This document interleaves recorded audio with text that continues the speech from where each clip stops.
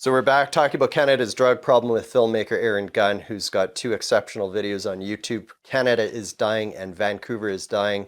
Aaron, before the break, we're talking about sort of the BC approach to dealing with addiction and people living on the streets who are addicted to opioids.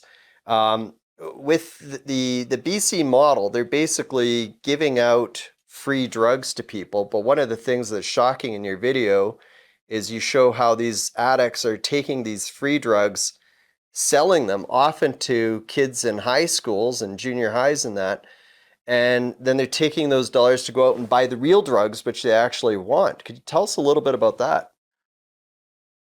Yeah, I mean, we found ample evidence of it. It's out in the open. It's no secret. The pharmacist openly shared to us what was happening. The addicts on the street openly shared to us what was happening.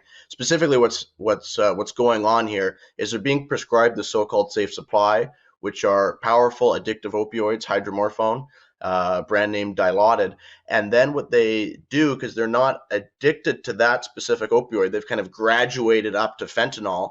That's the high that they need. That's the high that they want. So they go to their drug dealer. They either sell the Dilaudid tablets to them or trade them directly for the fentanyl. And then the drug dealers go to college campuses, university campuses, even high schools, and sell these kind of what you might call entry level opioids to these young kids who don't know any better. All they know, it comes from a pharmacy. It's called safe supply. They think it's safe, and they take it, and it's not safe. It's not remotely safe, and what we're doing is we're creating the next generation of addicts. You know, my jaw dropped when you talked about in your documentary how the government went to court with Purdue and other pharmaceutical companies because of the products that they were making and how addictive they were. And then now they're buying even more powerful drugs from these companies, and they're handing them out for free on the streets. And then, as you just described, these people who are getting them for free or selling them, and so they can buy the more powerful stuff. It just sounds like madness. But we could talk all day about BC. Could you give us a little bit of insight into the Alberta approach and how that's different? Yeah, so Alberta's going in the completely opposite direction. So they found out, the premier found out that the federal government was pushing the safe supply program in their province. They stopped it. There's none of this handing out of free drugs happening now in Alberta. Instead, what they brought in is what they call the Alberta model. It's a recovery-oriented system of care that's based around hope. It's based around getting people better, and it's based around getting people off drugs, quite frankly, and returning them to being productive, tax-paying members of society again. And it's been quite successful. We've seen opioid deaths already, even though this has just started, start to drop off in Alberta from their peak during the pandemic, while in British Columbia, the opioid deaths have continued to rise. So, we still need a couple more years here of evidence, but the data is already starting to stream in, and it seems quite obvious.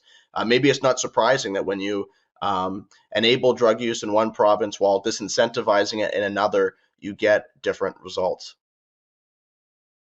Yeah, and that was incredible when you talk about those big picture results at the end of your documentary there, Canada is dying, just that it looks like one model seems to be doing better than the other one.